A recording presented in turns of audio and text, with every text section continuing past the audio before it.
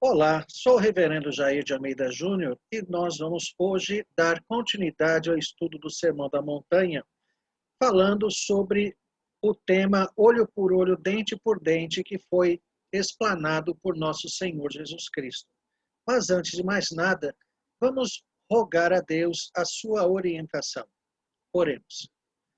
Senhor nosso Deus, graças te damos de todo o coração, porque tu nos dás, ó Deus, o privilégio de aprender a tua palavra, verdade inerrante, infalível, absoluta, verdade permanente que guia, ó Deus, todos os homens à salvação em Jesus Cristo. Recebe o nosso louvor, a nossa gratidão.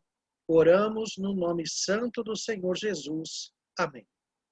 Bom, o texto, vamos compartilhá-lo aqui, diz assim: ouvistes que foi dito, olho por olho, dente por dente.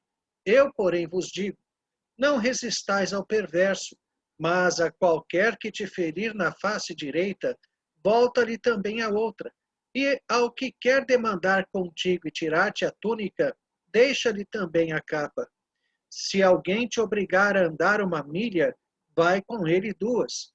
Dá a quem te pede, e não voltes as costas ao que deseja que lhe emprestes. Mateus 5, 38 a 42.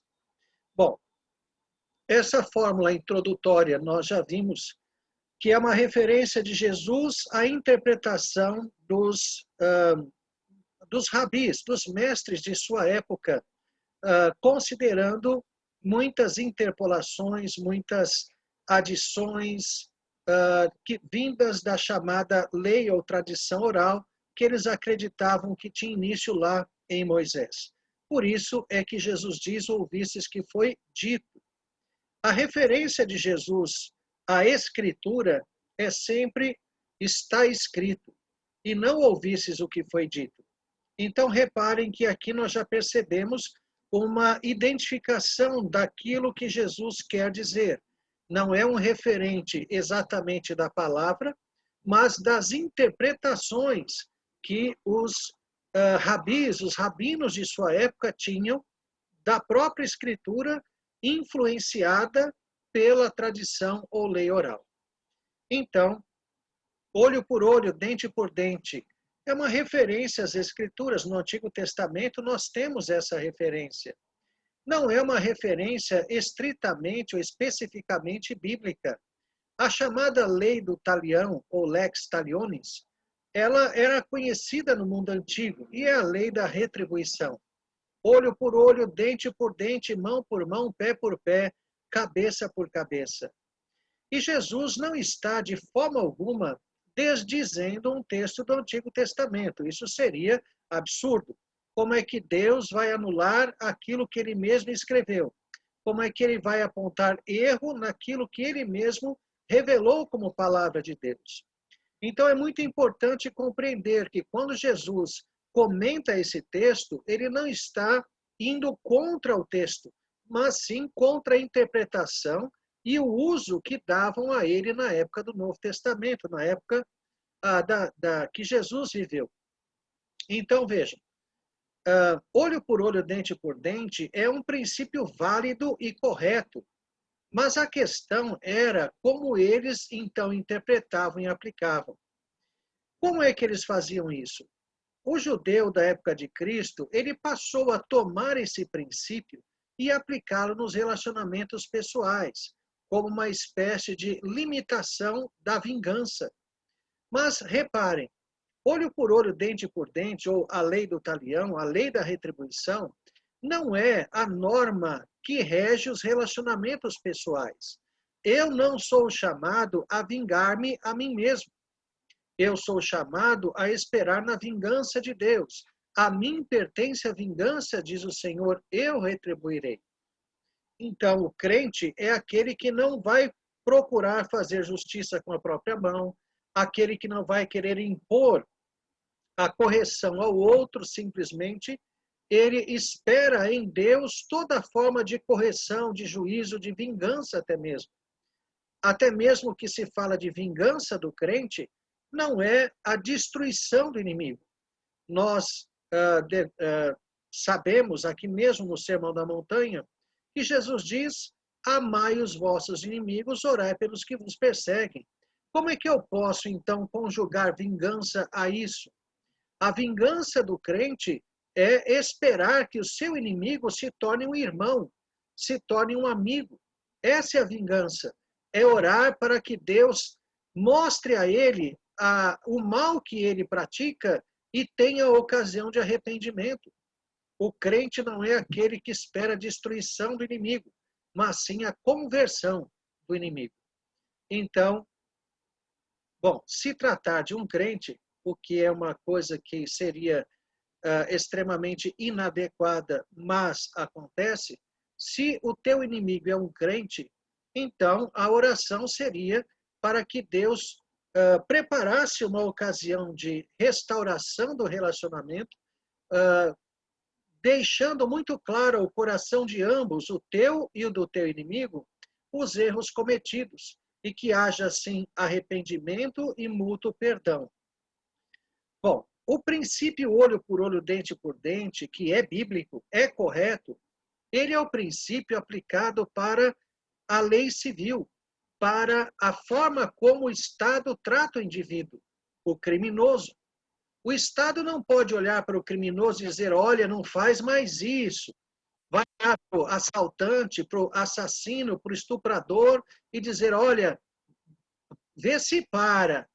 Isso não funciona. A lei da retribuição é a justiça civil. Matou, morre. Roubou, vai pagar o que roubou. Existe uma retribuição, existe uma forma de estabelecer àquele que roubou uma pena que mostre a ele exatamente o dano que ele causou. Nós sabemos, por exemplo, em nosso país, que não há restituição alguma. Se fala de direitos humanos que muitas vezes não passa de hipocrisia, porque eu nunca ouvi dizer de direitos humanos de uma viúva que ficou com cinco filhos para criar porque o marido foi assassinado pelo bandido. Agora, se os bandidos mesmo colocarem fogo nos seus colchões, se passar um dia, já estão lá berrando, gritando, porque jamais, como assim, eles vão passar um dia dormindo no chão, sendo que eles mesmos colocaram fogo no colchão? Não, direitos humanos vai lá dizendo que isso é uma atrocidade. Então nós vivemos essa época onde tudo o que é bandido, tudo o que é malfeitor tem direitos, mas o cidadão praticamente não os tem. Então, quando nós vemos esse princípio, olho por olho, dente por dente, ele rege a lei civil, como o Estado deveria e deve tratar o bandido. Vamos supor, se no Antigo Testamento, veja, se alguém roubasse o boi daquele que ara a terra com o boi, ele ia pagar o preço do boi e 7 vezes mais. Por quê? Porque ele não estava roubando apenas o bem, ele estava roubando o trabalho. É como roubar o táxi do taxista. Você não está roubando apenas o carro, você está privando ele do seu trabalho. Então é legítimo que você pague 7 vezes o valor do que foi roubado. Isso é justiça. Se o ladrão soubesse que ele teria que trabalhar muito mais do que normalmente trabalharia se ele roubar, ele deixaria de roubar. A questão é que no nosso país, isso é justo, né? Você tem a casa roubada, o que o judiciário faz quando consegue? É prender. E você fica no prejuízo. Você não é restituído. Não há justiça. Existe um sistema legal que é completamente injusto. Então, o que nós vemos nesse texto é a afirmação de um princípio de justiça de retribuição, que é a forma como o Estado deve tratar o criminoso, não o indivíduo ao outro indivíduo. Não rege, a lei do talião não foi dada para reger o trato pessoal, como eu trato meu irmão ou meu próximo, porque a mim não me cabe me vingar. Eu devo esperar em Deus. Então, por isso que Jesus está corrigindo. Vejam, não resistais ao perverso. Por que ele diz isso? Porque é o que o judeu fazia. Ele aplicava o princípio do talião ao relacionamento direto. Ele mesmo queria aplicar a lei. Não resistais ao perverso. Então vejam que esse é o princípio que rege os exemplos que vêm a seguir. Nós não devemos usar força física para fazer cumprir algum direito que nós sabemos que temos, ou defender a posse de algo. Há um princípio aqui, e é muito importante entender.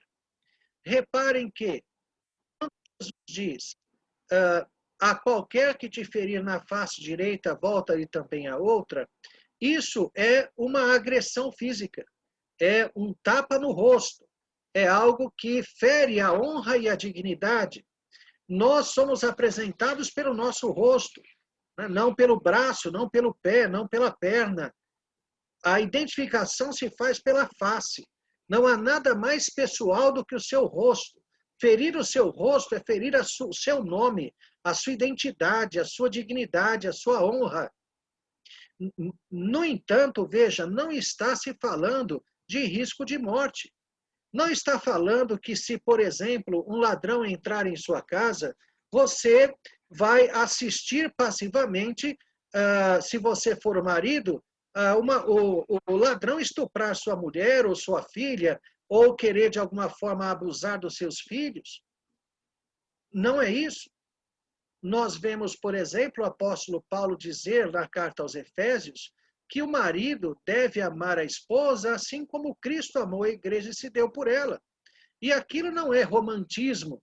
Paulo não estava querendo fazer as esposas suspirarem pelos maridos. Ali expressava exatamente o que acontecia naquela época. O marido tem a responsabilidade de defender sua casa. Então existe um princípio aqui de ética. Até mesmo a vida do bandido vale mais do que os seus bens. Então você não tem o direito de atacar, de ferir o ladrão por causa dos seus bens, porque a vida dele vale mais do que os seus bens. No entanto, a vida do inocente vale mais do que a vida do bandido. Então, se o ladrão atentar contra o inocente, quer seja a sua própria vida, da sua esposa, dos seus filhos, você tem todo o direito diante de Deus de até mesmo matá-lo, se for necessário. Então, isso é muito importante compreender. A pena de morte é bíblica e necessária. Vejam que a derrocada dos princípios de justiça na sociedade coincide com a erradicação da pena de morte. Não há mais pena de morte. Então, os bandidos se sentem à vontade para cometerem as piores atrocidades, especialmente num país como o nosso, onde há fugas constantes e onde há um sistema de leis que atenua penas, que faz com que ladrões rapidamente estejam de volta à rua, e assassinos também. Então, é importante entender esse princípio. Dar um tapa no rosto não é atentar contra a vida de alguém, é atentar contra a honra, contra a dignidade de uma pessoa. Então, ainda que isso aconteça, se eu recebi um tapa no rosto, eu não devo retribuir. Veja, não devo usar a lei do talião nesse caso. É o Estado quem vai usar para aplicar a justiça ao criminoso, àquele que pratica qualquer delito. Então, a ideia é não resistir. Volta-lhe também a outra. Alguns até fazem piada com isso, dizendo que para que se fosse cumprido esse mandamento, esse ensinamento, eu teria que necessariamente pedir para o meu agressor bater no outro lado também, né? Senão eu não estou cumprindo. Obviamente, isso é uma piada. A ideia do texto é você não retribuir, é você não reagir da mesma forma. O segundo exemplo é o que quer demandar contigo e tirar-te a túnica, deixa-lhe também a capa. Então, vamos ver. A túnica era a roupa básica, a roupa de baixo. que apenas era tirada em casos excepcionais e que marcava também a escravidão. O escravo não tinha essa roupa. Então, tirar essa roupa de baixo era um ato extremo. Ninguém tinha esse direito. E a capa era uma espécie de veste que se utilizava especialmente para se proteger do frio da noite. E ela era tão importante que na lei de Moisés não se podia retê-la como punição por mais de um dia, porque não se podia expor a pessoa ao frio noturno. Então, veja, Jesus mostra que nós devemos ir até o extremo para mostrar a lei do amor. Em vez de retribuir o mal com o mal, retribuir o mal com o bem. Então, não resistir à agressão física, não resistir ao roubo, aquele que quer demandar comigo algum bem, eu devo deixar que ele leve. E o terceiro exemplo, se alguém te obrigar a andar uma milha, vai com ele 2. Uma milha aqui, na verdade, faz referência a uma medida que os soldados romanos impunham de quase 1,5 km, 1.400 e alguma coisa metros, quase 1,5 km. Então, era comum um soldado romano exigir que alguém fizesse alguma coisa para o império. Não é o andar aqui uma milha, mas é um exemplo disso, quando, por exemplo, Simão Cirineu, que estava ali próximo, quando Jesus estava carregando a cruz em direção ao Calvário, e não aguentou e caiu, os soldados romanos esticaram a mão, pegaram o primeiro que estava ali, carrega. É isso. E foi Simão Cirineu. Simão Cirineu, que depois foi até canonizado no catolicismo, não quer dizer que fez isso bondosamente. Ele não tinha opção. O soldado romano mandou que ele carregasse a cruz, porque Jesus não tinha mais forças físicas para tanto. Né? Então, era comum fazer isso, e no caso aqui, fazer uma demanda de algum tipo de guia, de levar alguma coisa. Então, era próximo de 1 milha. Se houvesse a obrigatoriedade de fazer isso, então que fizesse ainda mais. Reparem que não é uma obrigação ao pecado. Não está se obrigando alguém a pecar. Era alguma coisa que diante da lei era legítima até mesmo. A lei romana.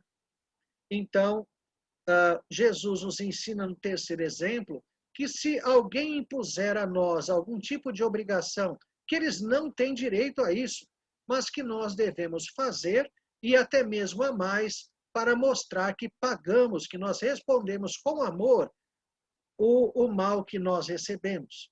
Por exemplo, um chefe que faz com que o funcionário trabalhe mais do que deve, sem pagar hora extra, ou às vezes até pagando hora extra, mas impondo alguma coisa ao funcionário. São situações hoje que talvez se enquadrem nesse princípio. Quando Jesus diz, então, para não resistir, isso inclui também a ideia de tribunal. Pelo menos a ideia do texto, até mesmo na língua grega, sugere isso, né? Que não é apenas uma resistência física, mas a ideia de não acionar essas pessoas, mostrando, então, algum tipo de amor de fato, de uma reação bondosa aos atos maus que nós recebemos. E é interessante como Jesus termina este texto. Dá a quem te pede, e não voltes as costas ao que deseja que lhe emprestes. Veja, dá a quem te pede. Nós vivemos uma sociedade onde nós temos até mendigos profissionais. Nós temos pessoas que optam por viver numa miséria, às vezes até na rua, para simplesmente existir às custas dos outros. Muitos não querem saber de trabalhar mesmo. Alguns estão lá por alguns traumas, questões pessoais, mas há aqueles que de fato optaram por esse, se pode se chamar assim, modelo de vida. Nós precisamos, então, saber e atentar bem para isso, porque o próprio Cristo não concordaria que nós dessemos dinheiro, por exemplo, a uma pessoa que não quer trabalhar, que quer viver às custas dos outros. Não é esse o contexto da passagem. O que Jesus está falando é de pessoas que se apresentam de fato como necessitadas e que nós devemos, então, ajudá-las. Por que isso está aqui? Reparem, nos 3 exemplos que temos acima, o próximo é o que me bate, o próximo é o que me rouba, o próximo é o que me obriga a fazer alguma coisa.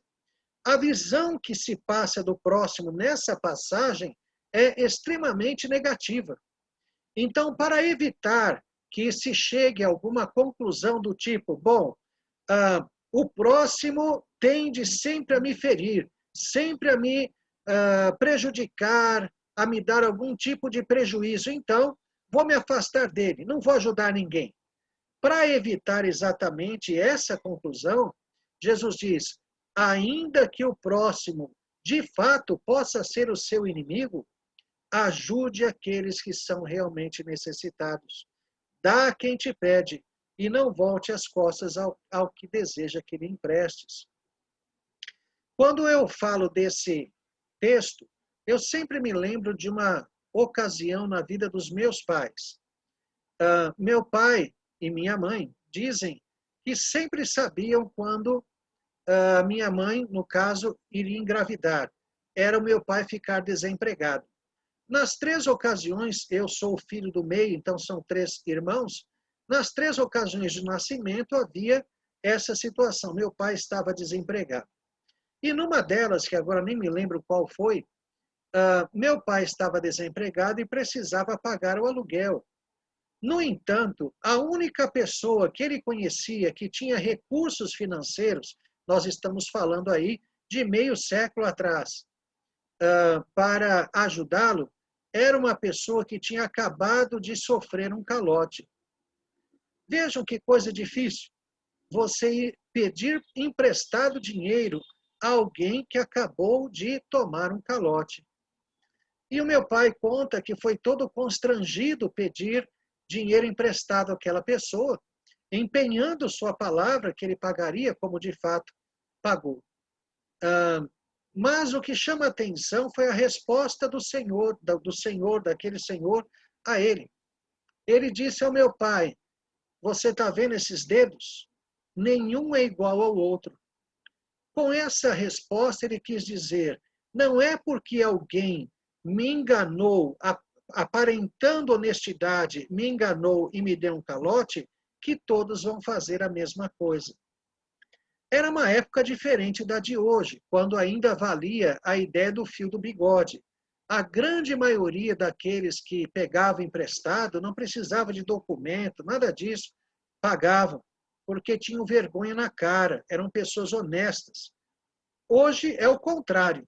A maioria, talvez, digo talvez, a maioria te dê problemas. Né? Ache que você tinha obrigação de ajudar, etc. e tal.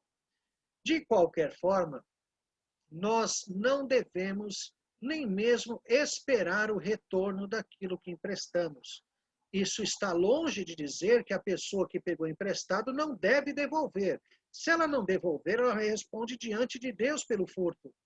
Mas aquilo que nós emprestamos deve ter uma noção de nem esperar de volta. Não no sentido de que a pessoa certamente é alguém mau caráter e que não me devolverá. A questão é que aquilo que foi emprestado, eu devo reconhecer como uma oportunidade para o bem, para que aquilo supra a vida da pessoa. Se ela me devolver, muito bem, posso usar isso para outros. Se ela não me devolver, foi dado. E diante de Deus, ela responderá pelo furto, por não ter devolvido aquilo que sabia, pela apropriação indébita, né? Sabendo que era do outro. Então, este é um ensinamento muito precioso para nós, precioso para os dias de caos que nós vivemos, dias de tremenda injustiça, de corrupções, de enganos, de venda de sentenças. É uma ocasião terrível a que nós vivemos. E esse texto, ele nos ensina a viver praticando o bem, sem retribuir o mal que nós recebemos. Isso é muito importante, que nós aprendamos a viver assim. Certamente que teremos que anular o nosso orgulho, anular muito do velho homem, o que na verdade são também ocasiões para que deixemos sepultados de vez aquele velho homem carnal, apegado a tudo que tem. Então, aprendamos a amar o nosso próximo, não retribuindo o mal com o mal, mas o mal com o bem. É esse ensinamento que está no pano de fundo, né, no background, a cena da passagem é essa. Que Deus nos abençoe grandemente. Vamos fazer uma oração? Senhor nosso Deus, sabemos que viver a tua palavra não é coisa fácil. À medida, ó Deus, que nós nos aprofundamos no relacionamento contigo, vai se tornando menos difícil. O velho homem deixa de ter, ó Deus, influência sobre nós e conseguimos viver, ó Deus, mais plenamente o novo homem, a nova natureza, o homem transformado que o Senhor realizou na vida de cada um que crê verdadeiramente em Cristo. Ajuda-nos assim, ó Deus, a não retribuir o mal com o mal, mas pagarmos, ó Deus, o mal com o bem. Sabemos, ó Deus, agir com sabedoria e deixando sempre o orgulho de lado. Que nós, assim, ó Deus, desvestidos de toda a arrogância, de todo orgulho, saibamos, ó Deus, viver humilhados, humilhados diante de Ti, reconhecedores que somos, de que só o Senhor é grande, só o Senhor é glorioso, que nós nada somos.